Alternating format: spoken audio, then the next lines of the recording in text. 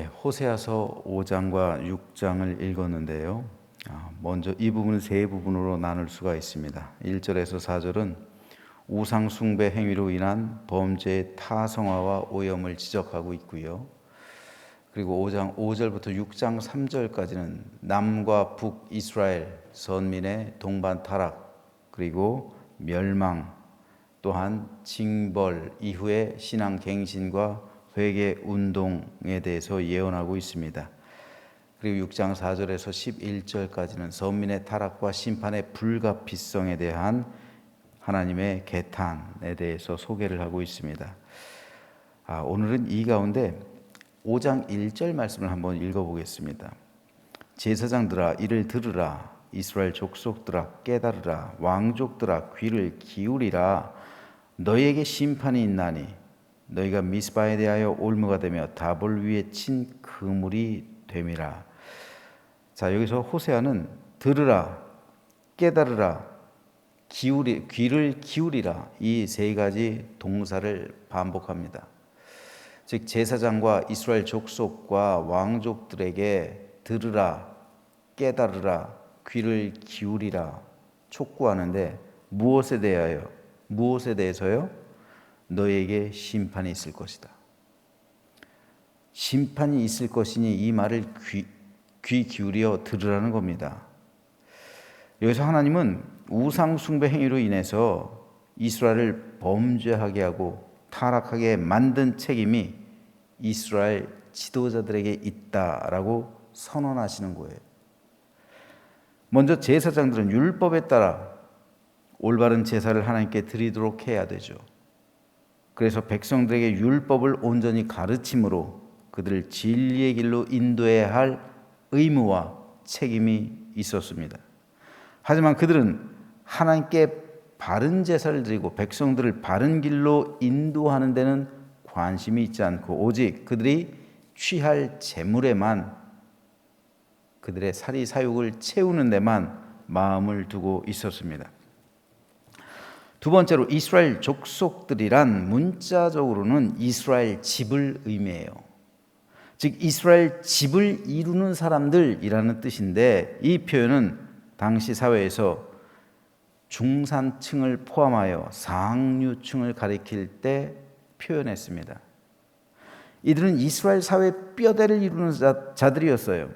그런데 이들 역시 하나님에 대한 신앙에서 떠나 우상 숭배하고 있었다는 말입니다. 셋째로 왕족들은 귀족을 포함했습니다. 왕족과 귀족들을 포함한 말이에요. 이들은 이스라엘의 정치 지도자들이었습니다. 그러므로 여기서 하나님께서 말씀하시는 제사장들, 이스라엘 족속들, 왕족들은 모두 이스라엘의 종교 지도자들, 정치 지도자들을 포함한 이스라엘 사회 뼈대를 이루는 자들을 말했습니다. 즉 리더들을 말하는 거예요. 이스라엘 사회의 리더들이요. 그런데 하나님은 그들을 향해 심판을 선언합니다. 왜입니까? 그 이유를 하나님께서는 너희가 미스바에 대하여 올무가 되며 다볼 위에 친 그물이 되었기 때문이다 라고 말하고 있는 거예요. 너희가 올무가 됐고 이스라엘 사회에 그물이 되었다라고 말했기 때문에 말하시는 겁니다. 미스바와 다볼은 이스라엘 사회에서 영적, 정치적으로 아주 중요한 도시였습니다. 우선 미스바는 사무엘이 사사시대 말기에 종교개혁을 일으켰던 곳이에요. 그래서 영적 대각성 운동을 일으켰고 신앙의 중심지가 되어서 여호와의 율법을 가르치던 곳, 이것이 미스바입니다. 그래서 미스바 대각성 운동회, 이런 표가 많이 있죠. 부흥성의 제목으로 미스바 대각성. 미스바에서 사무엘에 의해 종교 개혁이 대대로 일어났던 그 북이스라엘의 신앙의 영적 중심지, 바로 미스바였어요. 그리고 다볼이란 사사 바락이 가나안 왕 야빈의 군대 장관이었던 시스라의 군대를 크게 물리쳤던 곳이 바로 이 다볼입니다. 다볼산에서 내려왔잖아요. 미스바가 종교적으로 아주 중요한 영적 중심지였다면 다볼은 정치적으로 중요한 도시였습니다. 그런데 이스라엘 지도자들이 이 거룩한 두 장소에 산당들을 세웠다는 거예요. 그래서 이스라엘 자손으로 하여금 바알과 아세라를 섬기도록 만들었다는 말입니다. 바알과 아세라에게 제사 드릴 때 제사의 절정은 백성들의 집단 성행위였습니다. 그런데 이것을 종교 지도자들인 제사장들이 조장했다는 말이에요. 정치 지도자들은 정치적인 소용을 위해서 이를 이용했다는 말입니다. 이스라엘 족속들, 리더들은 잘못된 줄 알면서도 그것을 즐겼다는 말이에요. 바로 이것이 그들의 올무가 되었고 그물이 되었다는 말입니다. 올무는 짐승을 잡는 도구예요. 그물은 물고기를 잡는 도구죠. 마치 짐승이 잡혀 죽을 날을 기다리고 물고기가 잡혀 죽게 된 것처럼 내 백성이 그렇게 올무와 그물에 빠져서 죽을 날만을 기다렸다는 말입니다. 기다리고 있다는 거예요. 그런데 백성의 올무와 그물이 된 자들이 바로 리더들이란 말입니다. 너희들이 그물과 올무가 되어서 내 백성을 잡아서 죽게 만든다는 거예요. 그래서 하나님은 그들에게 심판을 선언하신 겁니다. 이것은 대단히 중요한 말씀입니다. 바로 오늘이 마틴 루터가 종교 개혁을 일으킨 날입니다. 1507년 10월 31일 마틴 루터가 종교 개혁을 일으켰는데 왜 중세 교회가 타락했을까요? 왜 타락했을까요? 지도자들이 먼저 타락했기 때문에 그래요.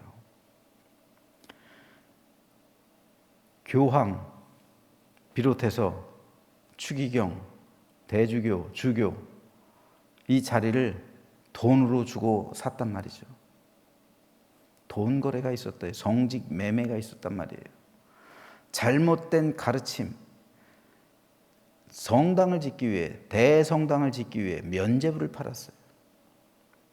백성들을 속이는 거죠. 돈을 구하기 위해 믿음을 버렸단 말입니다. 성경을 잘못 가르쳤다는 거예요. 알면서도. 지도자들이 타락했기 때문에 중세 교회가 타락하는 거예요. 교회 지도자들이 타락하지 않으면요, 교회는 희망이 있어요. 무너지지 않습니다. 하지만 교회 지도자들이 타락하면 교회는 희망의 빛이 꺼지는 거예요. 속절없이 무너지고 마는 겁니다. 타락하는 거예요. 성경의 역사를 봐도 지도자들이 타락했을 땐 반드시 하나님의 심판이 임합니다. 그러므로 리더들이 중요한 거예요. 교회에서. 우리가 생각할 땐 리더들에게는 유혹도 없을 것 같고 시험도 없을 것 같고 그 모든 것 다 이겨낼 것 같죠. 하지만 절대 그렇지 않아요. 여러분, 마귀가 가장 먼저 공격하고 집요하게 공격하는 대상이 누굴까요? 교회선 목사예요. 리더들입니다. 여러분, 집사가 무너지는 거하고 목사가 무너지는 건 달라요. 예를 들어, 죄송한 말씀이지만 집사가 간음죄를 저질렀다고 한번 생각해 보세요. 그 일이 교회에 알려지면 물론 교회가 술렁거리겠죠. 그러나 그렇다고 해서 교회 전체가 무너지지는 않아요. 그런데 목사가 간음죄를 저지르면요, 그 일이 교회에 알려지면요, 이건 목사 한 사람으로 끝나는 게 아니라 교회 전체가 흔들리는 거고 때로 교회가 무너질 수 있는 거예요. 공동체가 무너진단 말이에요. 그러면 사탄의 주 공격 대상이 누구겠습니까? 목사들이에요. 한 번 공격하고 말아요? 아니요. 예수님도 사탄이 시험을 하고 잠시 물러갔다 말하고 있어요. 잠시 물러갔다는 게 뭐예요? 끝까지 예수님을 시험했다는 말이잖아요. 사탄은 예수님조차 시험해요. 예수님조차 유혹해요. 예수님조차 공격을 해요. 그런 사탄이 우리를 가만히 놔두겠어요? 사탄의 주 타깃은 목사예요, 교회에서. 그리고 평신도 리더들이에요.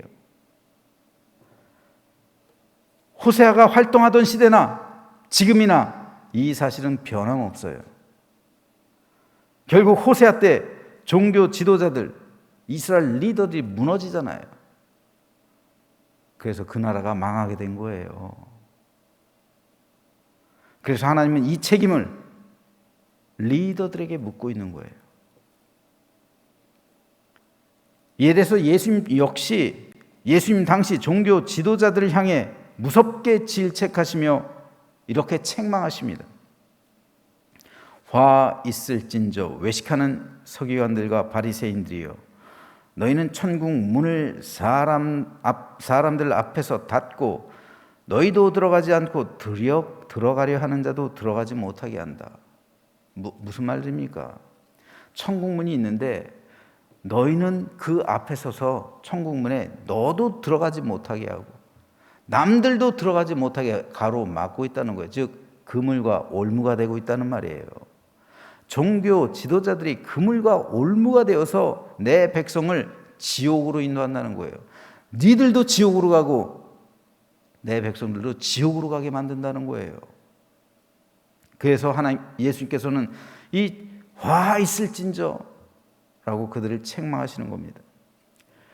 또 화 있을진저 외식하는 서기관들과 바리새인들이여, 너희는 교인 한 사람을 얻기 위하여 바다와 육지를 두루 다니다가 생기면 너희보다 배나 더 지옥 자식이 되게 하는도다. 교인들을 한 사람 두 사람 얻기 위해서 노력하고 있는데 그거보다 훨씬 더 배나 교인들을 지옥으로 가게 만들고 있다는 거예요. 여러분 끔찍하지 않습니까? 예수님 때도 그랬는데 지금은요, 지금도 그런 거예요. 그럼 오늘날 우리들은 어떻습니까? 우리가 직분은 모두가 달라요. 하지만 본질적으로는 모두 하나님 나라와 교회를 섬기도록 부름받은 거예요. 우리는 각자에게 주어진 리더로서의 사명이 있단 말이에요. 즉 우리에게는 하나님의 교회를 거룩하게 하고 성도하도록 화평과 사랑을 나누는 책임이 있다는 말입니다. 천국 공동체를 유지해야 하는 의무가 있다는 말이에요. 그런데 도리어 이 직분 가지고 교회를 잘못된 곳으로 인도한다면 하나님께서 그 책임 묻는다는 말입니다. 가장 먼저 목사에게요. 그래서 예수님은 너희는 지도자라 칭함받지 말라 말씀하시는 거예요. 이 말씀이 어디 있는지 아세요? 너희는 지도자라 칭함받지 말라. 지금 PPT에 나오고 있는 마태복음 23장 13절에서 15절 바로 이 말씀 앞에 있어요. 한번 보시죠. 10절부터 있는 거예요. 10절에서 12절 뒤에 이어서 마태복음 13장 방금 전에 우리가 읽은 그 말씀으로 이어지고 있는 거예요. 또한 지도자라 칭함받지 말라. 너희의 지도자는 한 분이니 곧 그리스도니라. 너희 중에 큰 자는 너희를 섬기는 자가 되어야 하리라.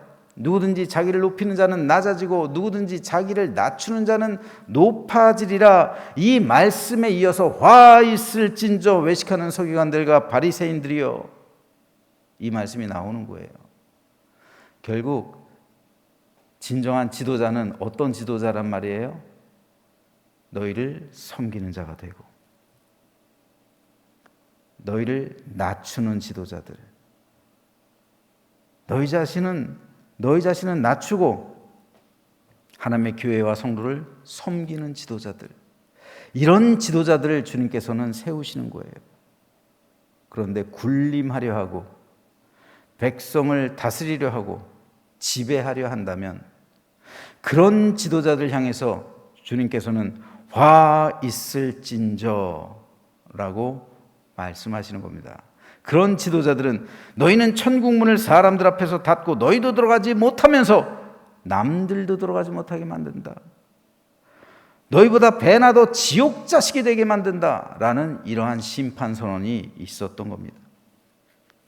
즉 오늘날에도 호세아 때 있었던 그물, 올무, 이것이 지도자들이 그런 존재가 될 수 있다는 말이에요. 끔찍합니다. 그러므로 저는 저와 여러분 모두가 진정으로 하나님의 교회를 교회답게 만들고, 그리고 이 천국 공동체를 온전히 유지하며 하나님께서 우리에게 원하시는 바른 신앙, 하나님께서 우리를 기뻐하시는 그 참된 신앙의 회복을 위해 우리가 노력해야 할 줄로 믿습니다. 그래서 여러분들 지도자를 위해서 기도하셔야 되는 거예요. 사탄의 공격은요, 쉴 새 없이 지도자를 공격합니다. 지도자들이 무너지는 경우를 보면서 우리는 비판하고 비난하기 전에 긍휼의 마음을 가지고 기도해야 돼요. 지금도 여전히 사탄은 계속 공격하고 있어요. 지도자들이 죽을 때까지 이건 변하지 않아요. 지도자들이 무너지면 욕심과 탐욕에 무너질 수도 있고요, 여러 가지 죄악으로 무너질 수 있어요. 그렇게 무너지면 사탄이 기뻐하는 거예요. 하나님은 근심하시겠죠.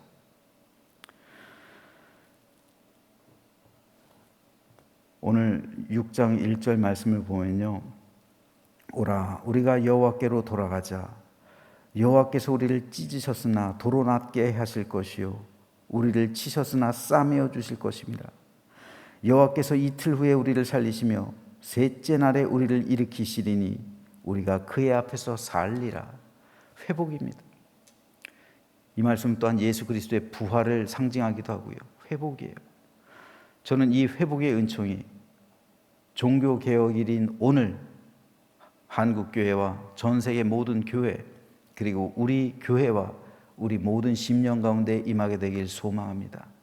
그래서 하나님께서 우리를 온전히 회복하게 하시고 우리의 모든 삶이 주 안에서 온전하게 되어서 기쁨과 감사, 감격과 참된 만족이 넘치는 삶을 살아가는 우리 모두가 되시기를 주님의 이름으로 부탁드립니다.